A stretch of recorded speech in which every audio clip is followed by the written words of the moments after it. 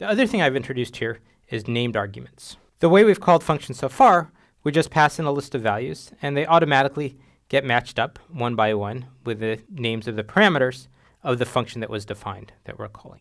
If we want, we can optionally put the names in ourselves, and this looks really like an assignment, and that's sort of what it is. We're passing in arg1, that means we're assigning the value to param1 here to whatever this evaluates to. We'll see having named arguments like this becomes very useful when we define functions with lots of arguments, some of which might be optional.